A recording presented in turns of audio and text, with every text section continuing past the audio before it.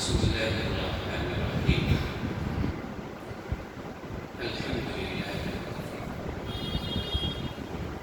سلام على عباده الذين اصطفى. أما بعد فأعوذ بالله من الشيطان الرجيم. بسم الله الرحمن الرحيم. إن عدة الشهور عند الله 12 شهرا في كتاب الله يوم خلق السماوات والأرض منها أربعة حرم. صدق الله العلي العظيم وصدق رسوله النبي الكريم ونحن على ذلك من الشاهدين والشاكرين والحمد لله رب العالمين. رب اشرح لي صدري ويسر لي أمري واحلل عقدة من لساني يفقهوا قولي. سبحانك لا علم لنا إلا ما علمتنا إنك أنت العليم الحكيم. اللهم رب زدني علما. اللهم إنا نسألك علما نافعا. اللهم جنبنا الفواحش والمعاصي والخطايا والزلل ما زاد منها وما بطن. محترم حاضرین کرام، آج محرم الحرام کی 2 تاریخ نیا اسلامی سال، قمری سال، ہجری سال شروع ہو چکا ہے. کل سے پہلے 1444 ہجری لکھتے تھے، اب آج 1445 ہجری لکھیں گے. یہ جو قمری نظام ہے، قمر چاند کو کہتے ہیں، قمری چاند والا نظام. یہ چاند کا جو نظام ہے یہ دنیا کا سب سے پرانا نظام ہے اور اچھی طرح ذہن میں بٹھائی. یہ قمری نظام جو ہے، ان مہینوں کا نام اللہ نے خود رکھا ہے. ایک تو شمسی سال ہے، جنوری فروری اس کو شمسی سال بولتے ہیں. یہی وجہ ہے جب آپ دیکھتے ہیں کہ آج 21 جولائی ہے نا، 21 جولائی 2023 لکھیں گے تو اردو میں جب لکھتے ہیں تو آگے چھوٹا سا سیکنڈ لکھ دیتے ہیں، مطلب یہ عیسوی سال ہے. حضرت عیسیٰ علیہ السلام کی ولادت سے شروع ہوا ہے. اور ہجری تاریخ جب لکھتے ہیں، مثلاً آپ لکھیں گے 1445 سن کیا ہے، 1445 آگے چھوٹا سا ہاں لکھ دیتے ہیں. جو لوگ اردو لکھتے ہوں گے ان کو پتا ہوگا چھوٹی ہاں لکھنے کا مطلب یہ ہوگا کہ یہ تاریخ جو ہے ہجری تاریخ ہے، ہجرت سے اس کا تعلق ہے. یہ محرم الحرام، صفر المظفر، ربیع الاول، ربیع الثانی، جمادی الاولی، جمادی الاخری، رجب المرجب، شعبان المعظم، رمضان المبارک، ذوالقعدہ، شوال المکرم، ذوالقعدہ، ذوالحج. اسلامی سال کی ابتدا جو ہے وہ ذوالحج کا ہے اور ابتدا محرم الحرام سے ہے. تو آج محرم الحرام کی 2ری تاریخ ہے اور یہ 1445 کی شروع ہو رہا ہے. اللہ تبارک و تعالیٰ سے دعا ہے کہ یہ نیا سال، اسلامی اور ہجری سال جو شروع ہو رہا ہے، ہمارے لیے اور پورے عالم اسلام کے لیے خیر و برکت کا ذریعہ بنے، امن و امان کا ذریعہ بنے اور ہمارے لیے خوشی اور راحت کی خبریں لائے. محترم بزرگوں اور عزیز دوستوں، محرم الحرام کی ابتدا ہے، اسلامی سال کی ابتدا ہے. اس کو اسلامی سال بھی کہتے ہیں. یہ جو محرم صفر کا جو مہینہ ہے اس کو اسلامی سال بھی کہا جاتا ہے، کیونکہ اسلامی احکامات اس سے وابستہ ہیں. جتنے بھی شریعت کے احکام ہیں اگر آپ دیکھیں گے تو وہ اسلامک کیلنڈر سے وابستہ ہے، ہجری سال سے وابستہ ہے۔ مثال کے طور پر روزہ رکھنا ہے، روزہ کب سے شروع ہوگا بھائی؟ رمضان المبارک کی پہلی تاریخ سے، ہے نا؟ رمضان کا روزہ جو ہوگا پہلی تاریخ۔ عید کب ہے؟ شوال المحرم کی پہلی تاریخ ہے۔ عید الاضحیٰ کب ہے؟ ذوالحجہ کی جو ہے 10 تاریخ کو ہے۔ عرفہ کا روزہ کب ہے؟ 9 ذوالحجہ کو ہے۔ شب قدر کب ہے؟ 26-27 رمضان المبارک کو ہے۔ عاشورہ کا روزہ کب ہے؟ 10 محرم الحرام کو ہے۔ یہ عاشورہ جو آ رہا ہے، آج 2 تاریخ ہے، آئندہ جمعہ کو 9 تاریخ ہے، اور اس کے بعد 10 تاریخ، یعنی آئندہ جمعہ کے بعد جو ہفتہ آ رہا ہے وہ عاشورہ 10واں محرم۔ تو عاشورہ کا دن بھی بہت ہی محترم ہے، اور جتنے بھی احکام ہیں آپ دیکھ لیجیے۔ تکبیر تشریق کب بولنا ہے؟ 9 ذوالحجہ کو، 10 کو، 11، 12، 13 ذوالحجہ لگا ہوا ہے۔ انگریزی تاریخوں سے تکبیر تشریق نہیں بولی جاتی ہے نا؟ اور بھی جتنے قربانی کب کرنا ہے؟ 10 ذوالحجہ کو کرنا ہے، 11 ذوالحجہ کو کرنا ہے، 12 ذوالحجہ کو کرنا ہے۔ تو یہ قمری مہینوں سے، ہجری مہینوں سے اس کا تعلق ہے۔ قمری جو مہینہ ہے چاند کا، اسی سے وابستہ ہے۔ حج کب کرنا ہے؟ ظاہر سی بات ہے 8 ذوالحجہ کو مینا جانا ہے، 9 ذوالحجہ کو عرفہ میں جانا ہے، 10 ذوالحجہ کو رمی جمرات کرنا ہے، قربانی کرنا ہے۔ پھر اس کے بعد بھی 12-13 کو رمی جمرات کرنا ہے، طواف زیارت کرنی ہے۔ یہ سب کس سے وابستہ ہے؟ قمری مہینے سے وابستہ ہے۔ کوئی ایسا نہیں ہے جو آپ کہیں جنوری کے 21 تاریخ سے، 22 تاریخ سے، یہ سب جو ہے قمری مہینے سے ہے۔ یہ آگے آپ دیکھیں گے، یہ جیسے حج جو ہے قمری مہینے سے ہے، تو روزہ قمری مہینے سے ہے۔ زکوٰۃ کے بارے میں بھی علماء نے لکھا ہے کہ اس کا بھی تعلق قمری مہینے سے ہے۔ زکوٰۃ کا تعلق بھی قمری مہینے سے ہے۔ جو لوگ صاحب نصاب ہیں اور جو لوگ زکوٰۃ دینے والے ہیں، ان کو اچھی طرح ذہن میں رکھنا چاہیے، زکوٰۃ کا نظام بھی قمری مہینے سے ہے۔ کیسے؟ مثلاً ایک بندہ ہے صاحب نصاب، اس نے حساب اپنا رکھ لیا کہ بھائی 1 جنوری سے لے کر 31 دسمبر تک میرے زکوٰۃ کا نصاب ہے۔ سال میں ایک بار 2.5% دینا پڑتا ہے نا۔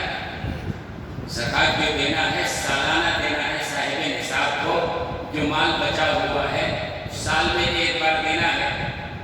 کوئی تاریخ متعین نہیں ہے۔ ایک آدمی کہتا ہے 1 جنوری سے ہم نے 31 دسمبر تک کے لیے حساب رکھا۔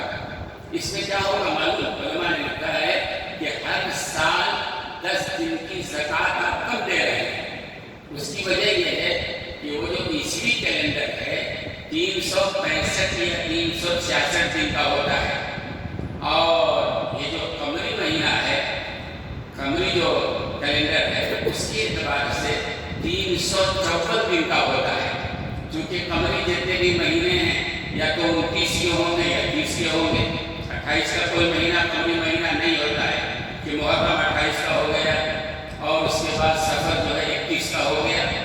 قمری مہینوں میں 28 کا بھی نہیں ہوگا، 31 کا بھی نہیں ہوگا، یا تو 29 کا ہوتا ہے یا پھر 30 کا ہوتا ہے۔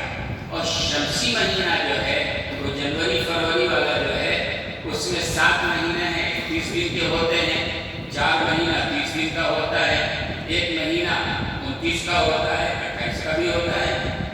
تو شمسی مہینے کے اعتبار سے 360، 65 یا 66 دن ہوتا ہے سال میں، اور قمری مہینے کے اعتبار سے 354 یا 55 دن ہوتا ہے۔ تو کتنا کم ہو گیا؟ 10 دن کم ہو گیا۔ تو علماء نے لکھا ہے جو لوگ شمسی تاریخ سے اپنی زکوٰۃ کا حساب رکھتے ہیں، گویا ہر سال 10 دن کا زکوٰۃ کم دے رہے ہیں۔ کم ہو جائے گا نا؟ 1 جنوری سے 31 دسمبر تک آپ رکھیں گے اور 1 محرم سے آپ 1 محرم تک رکھیں گے، تو 10 دن کا ہر مہینے زکوٰۃ کم ہو جائے گا۔ इसी के उलमा ने लिखा है ज़कात का निज़ाम भी कौन से निज़ाम से बनाना चाहिए, क़मरी तारीखों के एतबार से बनाना चाहिए। ऐसी ज़कात के मामले में या मिसाल के तौर पर एक बच्ची है, उसकी शादी हुई है, कोई बच्ची है उसकी शादी हुई है समझो 22 जनवरी को। अब शादी के मौके पर बहुत सारे ज़ेवरात तोहफे भी मिलते हैं ससुराल वालों की तरफ से और माँ बाप की तरफ से भी। अब उसको ज़कात देना है, ज़ेवरात का भी तो ज़कात देना है ना। अब उसने हिसाब लगा लिया कि 22 जनवरी को हमारी शादी हुई है, लिहाजा 21 जनवरी तक हमारा साल पूरा होता है, 22 जनवरी से 22 जनवरी का हिसाब उसने लगा रखा, तो 10 दिन का ज़कात कम दे रहे हैं, है ना। तो ज़कात में भी कौन सा निज़ाम चलाना चाहिए, क़मरी निज़ाम, क़मरी तारीख। ऐसी रिज़ात का मामला है, रिज़ात दूध पिलाना है, माँ जो है बच्चों को दूध पिलाना है। कुरान करीम ने मुतय्यन किया 2 साल की मुद्दत है, 2 साल तक माँ अपने बच्चे को दूध पिला सकती है। अब ये 2 साल कौन होगा, कोई बच्चा है 2 अक्टूबर को पैदा हुआ, अब 2 साल तक उसकी माँ जो भी रहेगी भाई 2 साल की इजाज़त मिली है, कुरान करीम ने कहा 2 साल। उलमा ने लिखा ये 2 साल क़मरी महीने के एतबार से है। अब अगर किसी ने शमसी एतबार से 2 साल पिलाया तो गोया कि उसने 20 दिन ज़्यादा बच्चे को दूध पिला दिया। आप कहेंगे पिला दिया तो क्या होगा, कुरान ने तय्यन किया है अय्याम रिज़ात, बच्चे को ज़्यादा से ज़्यादा 2 साल की मुद्दत तक दूध पिलाना है। वो 2 साल किस महीने से होगा, क़मरी महीने के एतबार से। तुम्हें असल में समझाना ये चाहता हूँ कि जितने भी इस्लामी अहकामात हैं, शरीयत के जितने भी अहकामात हैं, उनका ताल्लुक इससे है, क़मरी महीनों से है। इस्लामी कैलेंडर इसीलिए कहा जाता है, शरीयत के अहकाम उससे वाबस्ता हैं, और जब शरीयत के क़वानीन और अहकाम उससे वाबस्ता है तो उसका बाकी रखना कैसा है, ज़रूरी है। भाई अगर ख़त्म हो जाए क़मरी निज़ाम, मुझे नहीं मालूम यहाँ कितने लोग हैं जिनको क़मरी महीने याद हैं और क़मरी तारीख याद रखते हैं, अपने शादी ब्याह में इस्तेमाल करते हैं, अपने लेन देन में इस्तेमाल करते हैं, अपने मामलात में इस्तेमाल करते हैं। सऊदी अरब में है कि वहाँ बाज़ाब्ता सरकारी सतह पे क़मरी महीना इस्तेमाल होता है, क़मरी तारीख। ऊपर सबसे पहले क़मरी तारीख लिखेंगे 2 मुहर्रमुल हराम 1445, उसके नीचे वो लिखेंगे अलबत्ता 21 जुलाई 2023, लेकिन पहले वो क़मरी तारीख। हमारे लिए ये है कि हमको भी इस्तेमाल करना चाहिए, क्योंकि हमारा दीन का सारा मामला और शरीयत का सारा मामला जो है उससे वाबस्ता है, क़मरी महीने से। ठीक है, पर समझ में। और जब उलमा ने लिखा है कि क्योंकि शरीयत के सारे अहकाम क़मरी महीने से, मुहर्रम सफ़र वाले महीने से वाबस्ता है, तो हमको उस निज़ाम को बाकी रखना चाहिए, याद रखना चाहिए, उसका इस्तेमाल करना चाहिए।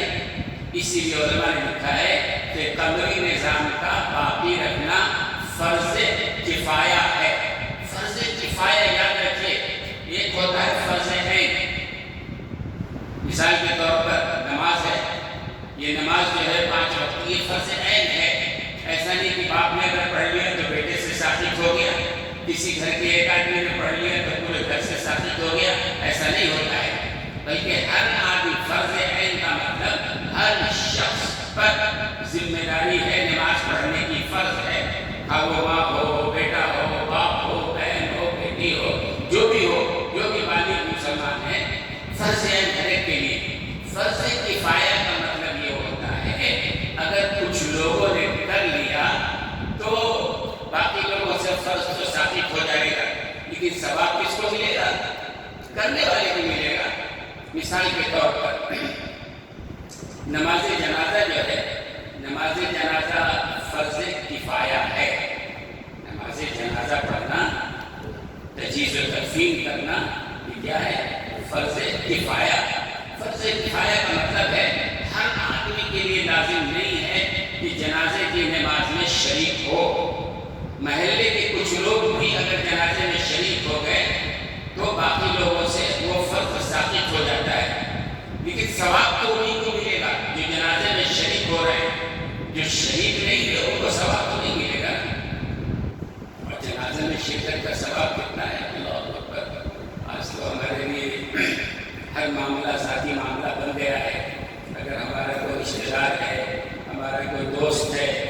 ہمارا پڑوسی ہے، ہمارا جاننے والا ہے، نہیں گئے تو شکایت ہوگی، چلے جاتے ہیں۔ شریعت نے اس میں ثواب بھی بہت رکھا ہے۔ حضرت عبداللہ ابن عمر رضی اللہ تعالی عنہما، حضرت عبداللہ ابن عمر رضی اللہ تعالی عنہما، حضرت عمر ابن خطاب رضی اللہ تعالی عنہ کے صحابہ ہیں۔ حضرت عبداللہ ابن عمر رضی اللہ تعالی عنہما حضرت ابو ہریرہ رضی اللہ تعالی عنہ ایک بڑے صحابی ہیں، ان سے ملنے کے لیے گئے تو حضرت ابو ہریرہ رضی اللہ تعالی عنہ نے ایک حدیث سنایا حضرت عبداللہ ابن عمر رضی اللہ تعالی عنہ کو۔ وہ حدیث آپ کو سنانا چاہتا ہوں، فرض کفایہ جنازہ سے متعلق ہے۔ حضرت ابو ہریرہ رضی اللہ تعالی عنہ نے حدیث سنایا حضرت عبداللہ ابن عمر کو کہ دیکھو کہ میں نے رسول اللہ صلی اللہ علیہ وسلم سے خود سنا ہے کہ جو آدمی کسی کے جنازے میں شریک ہوتا ہے تو اللہ تعالیٰ اس کو ایک قیراط اجر عطا فرمائیں گے۔ ایک قیراط کیا بھی بتائیں گے، ایک قیراط اجر و ثواب عطا فرمائیں گے۔ اور اگر اس بندے نے، ایک تو یہ ہے کہ جنازے میں شریک ہوئے، نکل پڑے، جنازے میں شریک ہوئے، کوئی بیٹھ کے گپ شپ میں لگے ہوئے ہیں۔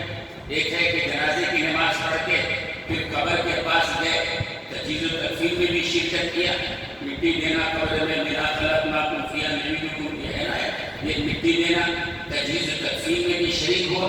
تو حضرت ابو ہریرہ رضی اللہ تعالیٰ عنہ کہتے ہیں کہ جو بندہ جنازے میں شریک ہوتا ہے ایک قیراط اجر اللہ اس کو عطا فرماتے ہیں، اور جو تکفین میں بھی شریک ہوتا ہے تو اللہ تعالیٰ اس کو 2 قیراط اجر عطا فرماتے ہیں۔ اب یہ قیراط ہے کیا؟ کہتے ہیں اس زمانے میں سونے کا ایک وزن ہوتا تھا، جسے آج کل ہمارے یہاں گھر وغیرہ ہوتا ہے نا سونے کا، تو ایسی قیراط ایک وزن تھا۔ تو حضرت ابو ہریرہ رضی اللہ تعالیٰ عنہ نے کہا کہ مخاطب ہمارا قیراط کا لفظ سن کے سمجھے گا معمولی وزن ہے نا بھائی، تھوڑا سا جو ملے گا۔ تو حضرت ابو ہریرہ رضی اللہ تعالیٰ عنہ نے کہا کہ تم یہ دنیا کا قیراط مت سمجھ لینا، آخرت کا جو قیراط ہے نا، ایک قیراط مدینے میں جو احد پہاڑ ہے نا اس سے بڑا اور زیادہ وزنی ہوگا۔ جنہوں نے حج کیا ہوگا دیکھا ہوگا مدینے کا جو احد پہاڑ ہے، مشہور احد کی جنگ لڑی گئی ہے، بڑا لمبا چوڑا مدینے کے پہاڑوں میں بڑا پہاڑ ہے۔ تو حضرت ابو ہریرہ رضی اللہ تعالیٰ عنہ نے فرمایا کہ ایک قیراط جو ہے احد پہاڑ سے زیادہ بڑا وزنی، تو اللہ تعالیٰ اتنا بڑا اجر عطا فرمائیں گے۔ کوئی آدمی کسی کی جنازے میں شریک ہوتا ہے، حالانکہ جنازہ پڑھنا کیا ہے؟ فرض کفایہ ہے، فرض کفایہ ہے، لیکن کوئی آدمی شریک ہوتا ہے تو ایک قیراط اجر، اور ایک قیراط وہ ہر پہاڑ سے بڑا وزنی ہوتا ہے۔ تکفین میں بھی شریک ہو گئے، مٹی دینے میں 2 قیراط اجر ملے گا۔ جب یہ کہا تو حضرت عبداللہ ابن عمر رضی اللہ تعالیٰ عنہما بڑا افسوس کرنے لگے۔ حضرت پہلے سے یہ حدیث مجھے معلوم نہیں تھی، اگر پہلے سے معلوم ہوتا تو میں جان کر کے اور کوشش کر کے جنازے میں زیادہ سے زیادہ شرکت کرتا تاکہ زیادہ ثواب حاصل ہوتا۔ صحابہ جو تھے نا وہ اصل میں نیکیوں کے بڑے حریص تھے، کس طرح نیکیاں مل جائیں، ہمارے نامہ اعمال میں نیکیاں جمع ہو جائے۔ جیسے آج کل ہم دنیا کے حریص ہیں، دنیا کہاں سے مل جائے، کیسے مل جائے، حرام حلال چولہے بھاڑ میں جائے، کہاں کا حلال حرام مرزا بولتے رہتے، ان کا کام ہے بولنا، جہاں سے ملے لاؤ، کسی کا لوٹ بھی ملے لے لو، کہاں سے ملے کیسے ملے، بہرحال جہاں سے آئے۔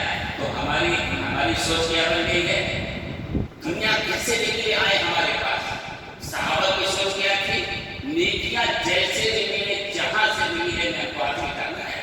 حضرت عبداللہ ابن عمر بہت افسوس کرنے لگے، حضرت پہلے یہ حدیث مجھے معلوم ہوتا تو میں یہ کہہ رہا تھا نماز جنازہ کیا ہے؟ فرض کفایہ ہے، یعنی کچھ لوگ محلے میں کسی کا انتقال ہو گیا، 10-20 لوگوں نے بھی جنازہ پڑھ لیا تو باقی محلے کے اور لوگوں پر گناہ تو نہیں ہوگا، لیکن ثواب کس کو ملے گا؟ پڑھنے والوں کو ملے گا، نہیں پڑھنے والے کو ثواب نہیں ملے گا۔ اور کتنا بڑا ثواب؟ جنازہ پڑھنے پر 1 قیراط کا ثواب، بہت پہاڑ سے زیادہ بڑا اجر و ثواب۔ تو یہ قمری مہینہ جو ہے اس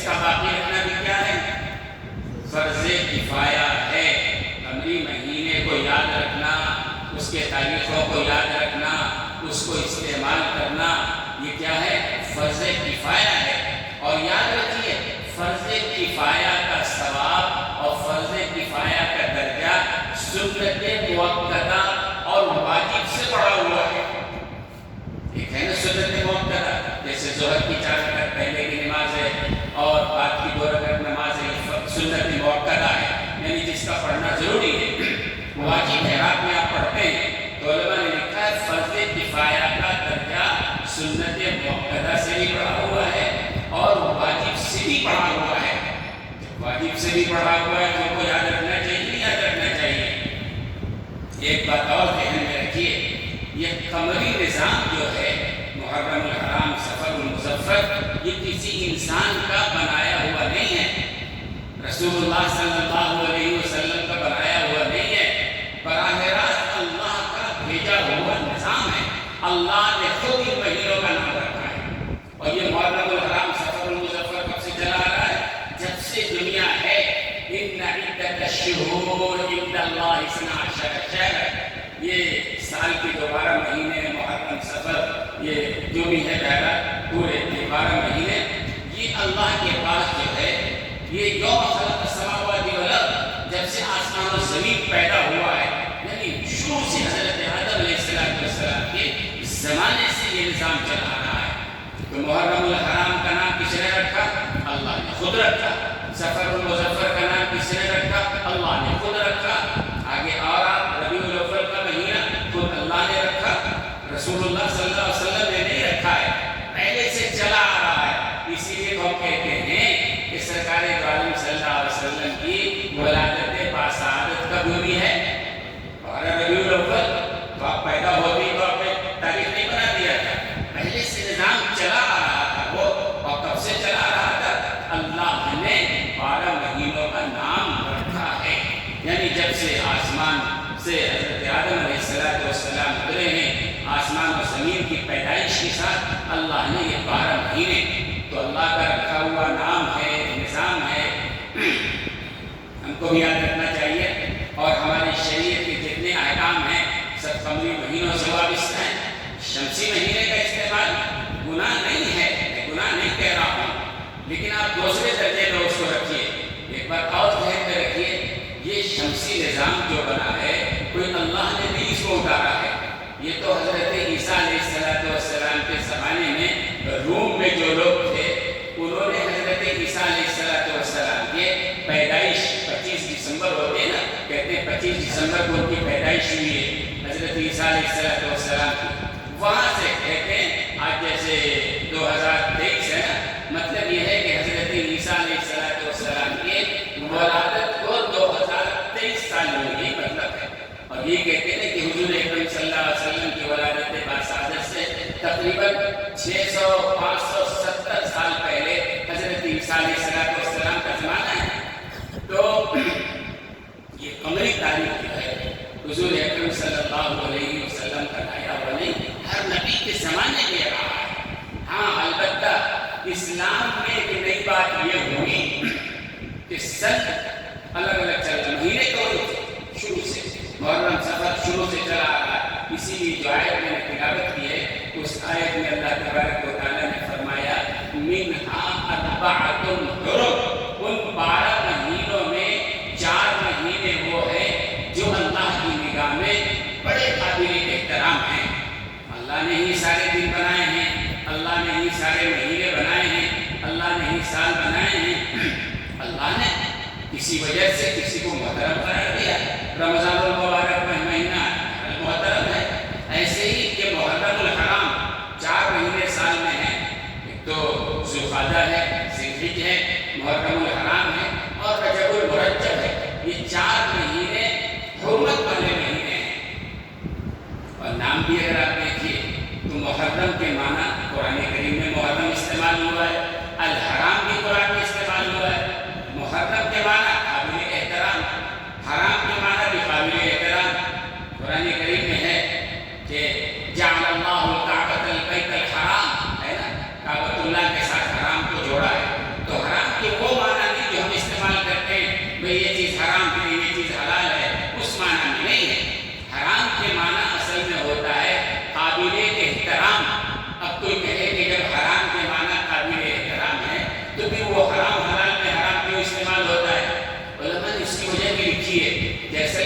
چیزیں حرام ہوتی ہیں وہ حرمت کی وجہ سے، احترام کی وجہ سے. مثال کے طور پر انسان کا گوشت کیا ہے؟ حرام ہے. کوئی آدمی کسی انسان کو ذبح کرے، اس کا گوشت ہے تو کیا ہے؟ حرام ہے. کیوں ہے؟ انسان کیا کوئی جانور کی طرح ہے؟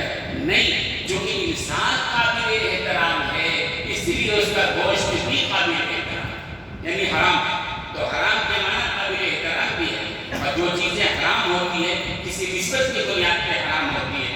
سمجھو برے جانور کا گوشت ہے، انسان قابل احترام ہے اس لیے اس کو اللہ نے حرام قرار دے دیا ہے. تو بہرحال یہ قمری مہینہ شروع ہو رہا ہے، ہم کو اس نظام کو یاد رکھنا پڑے گا چونکہ فرض کفایہ ہے.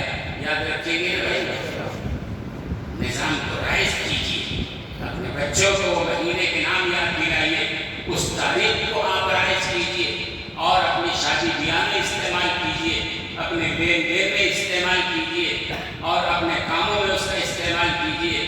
تو فرض کفایہ پر عمل کرنے کا آپ کو بھی ثواب ملے گا اور شریعت کے احکام کو ڈھانا نہیں اس سے وابستہ. تو بہرحال ایک بات تو یہ نیا سال شروع ہو رہا ہے، اسلامی سال ہے، اسلامی مہینہ ہے. ہم کو اس نظام کو باقی رکھنا ہے، ہمیں یاد رکھنا ہے اور اپنے بچوں کو بھی سکھانا ہے. اس کے بعد دوسری بات دوستوں اور بزرگوں، یہ جو محرم الحرام کا یہ جو عشرہ شروع ہو گیا ہے یہ بھی بڑا قابل احترام ہے. 4 مہینے قابل احترام ہے نا، حرمت والے ہیں. ان مہینوں میں ہر نبی کی شریعت میں ان مہینوں میں قتل و قتال کو حرام قرار دے دیا گیا تھا. ان مہینوں میں قتل و قتال، اگر وہ آپس میں لڑتے رہتے تھے، جیسے رجب کا مہینہ آیا جنگ بند، ذوالقعدہ کا مہینہ آ گیا جنگ کر بھی رہے تو بند. ہر نبی کی شریعت میں محرم الحرام اور 4 مہینوں کا بڑا احترام رہا ہے. حضور اکرم صلی اللہ علیہ وسلم کی شریعت میں بھی احترام ہے اس کا. لیکن یہاں یہ ہے کہ کہیں جنگ اگر ہو رہی ہے، آپ کی اسلامی جنگ ہو رہی ہے، جہاد کہیں کر رہے ہیں مشرکوں سے، یہودیوں سے، عیسائیوں سے، غیروں سے، اور وہ لڑائی اسلام کے لیے ہو رہی ہے، دین کے لیے ہو رہی ہے، دین کے نام پر، جہاد کے نام پر، تب اسلام کہتا ہے کہ پھر ان ایام میں روکنے کی ضرورت نہیں ہے. کیونکہ وہ جو جنگ کر رہے ہیں وہ اللہ کے لیے جنگ کر رہے ہیں، دین کی سرفرازی کے لیے آپ کر رہے ہیں، لیکن احترام باقی ہے. اور جو زمانہ یا جو جگہ قابل احترام ہوتا ہے، اگر اس میں نیکیوں کا اجر بڑھ جاتا ہے تو گناہوں کا وبال بھی بڑھ جاتا ہے. مثال کے طور پر رمضان المبارک میں اللہ تعالیٰ نیکیوں کا حساب بڑھا دیتے ہیں، 1 کا 70 کر دیتے ہے نا. تو جیسے نیکیوں کا حساب بڑھ جاتا ہے، اس زمانے میں کوئی آدمی برائی کرتا ہے تو کیا ہوتا ہے؟ وبال بھی بڑھ جاتا ہے. ایک گناہ ہے جو آدمی مسجد کے باہر کرتا ہے وہ بھی گناہ ہے، ایک آدمی ہے جو مسجد میں گناہ کرتا ہے وبال بڑھ جائے گا.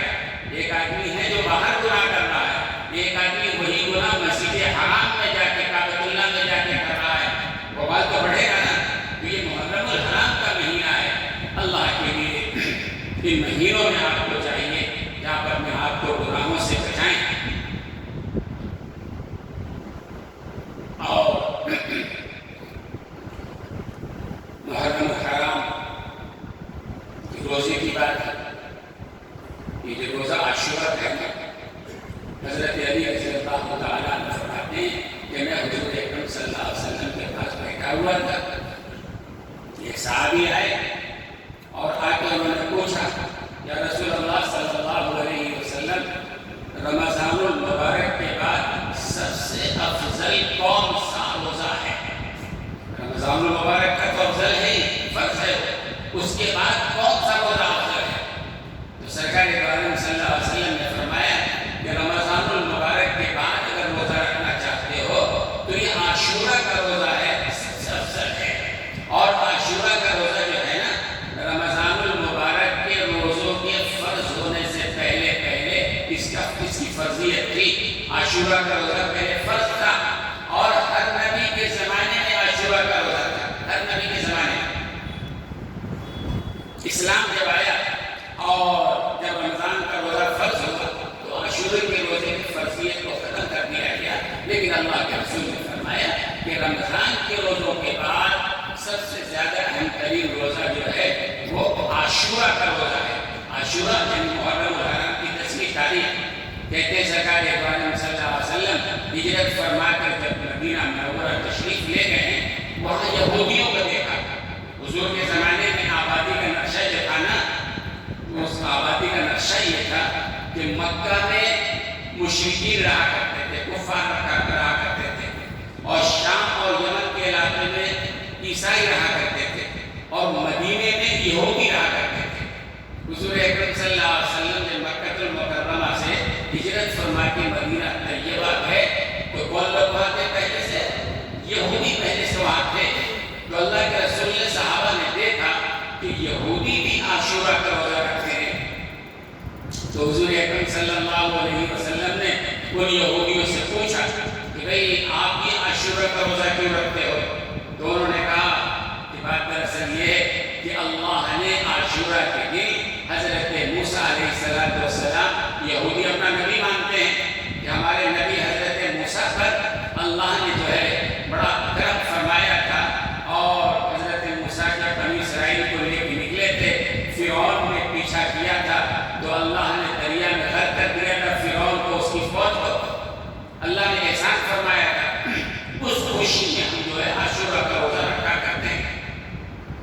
تو حضور اکرم صلی اللہ علیہ وسلم نے فرمایا کہ بھائی حضرت موسیٰ کو تم سے زیادہ ہم ماننے والے ہیں، لہذا آپ نے روزہ رکھا عاشورہ کا۔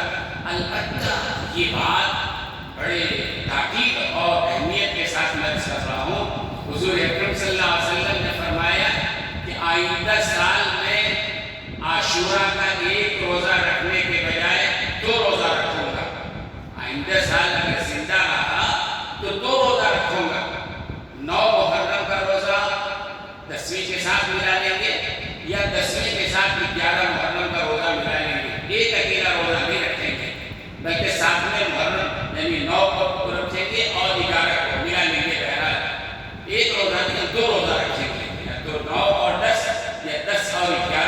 کیوں؟ اس کی وجہ اللہ کے رسول نے فرمایا کہ اللہ کے رسول کو، چونکہ یہودی بھی عاشورہ کا روزہ رکھتے تھے نا، تو اللہ کے رسول نے فرمایا کہ روزہ رکھنے میں بھی، کسی عبادت کے کام میں بھی غیروں سے ہم کو مشابہت نہیں چاہیے، عبادت میں بھی مشابہت نہیں چاہیے۔ یہودی ایک روزہ رکھتے ہیں، اگر ہم بھی ایک رکھیں گے تو روزہ رکھنے میں مشابہت ہوگا نا، فرمایا کہ نہیں، ہم کو مشابہت نہیں چاہیے۔ ہم ایک روزہ پہلے ملا لیں گے یا ایک روزہ بعد میں ملا لیں گے، 2 روزہ ہو جائے گا تو ان سے مشابہت نہیں ہوگی۔ علماء نے اسی پر لکھا ہے کہ ہمارے آپ اور مولا جناب محمد رسول اللہ صلی اللہ علیہ وسلم کو عبادت میں بھی یہود و نصارہ مشرکین کی مشابہت منظور نہیں ہے۔ اب آج ان کا امتی اگر یہود و نصارہ کی مشابہت اختیار کرتا ہے، کتنی شرم کی بات ہے۔ آج ہم اپنے معاملات میں غیروں کی مشابہت اختیار کرتے ہیں۔ ہمارے بہت سارے نوجوان طرح طرح کے انگریزی بال رکھتے ہیں، وہ ہجروں کی طرح، غیروں کی طرح جیسے بال وہ بھیج دیتے ہیں، وہ ہے نا۔ بہت سارے ایسے نوجوان داڑھی مڑاتے ہیں، نبی کا طریقہ تو نہیں ہے، یہ غیروں کا طریقہ ہے۔ لباس میں غیروں کا طریقہ ہم اختیار کرتے ہیں، شادی بیاہ میں غیروں کا طریقہ ہم اختیار کرتے ہیں۔ بھئی جس نبی کو روزہ میں بھی غیروں کی مشابہت برداشت نہیں ہے، آج اس کی امتی جو ہے غیروں کے ساتھ اپنے شکل و صورت میں، اپنے پہننے اوڑھنے میں، اپنے شادی بیاہ میں، اپنے معاملات میں غیروں کا طریقہ، وہ ہے جو مسلمانوں کا نام و نشان مٹا دینا چاہتے ہیں، وہ ہے جو ساری دنیا میں مسلمانوں پر ظلم اٹھا رہے ہیں، وہ ہے جو مسلمان ہر قسم کو برداشت نہیں ہے۔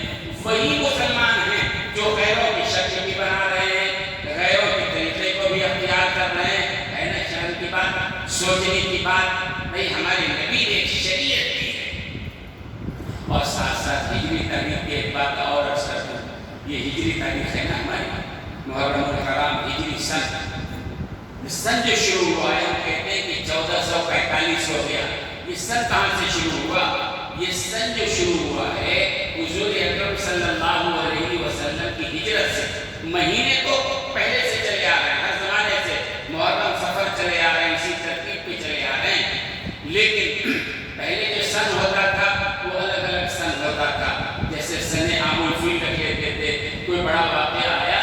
لیکن اسلام جب آیا تو حضرت عمر کے زمانے میں یہ ہوا کہ ہمارا اپنا ایک سن ہونا چاہیے.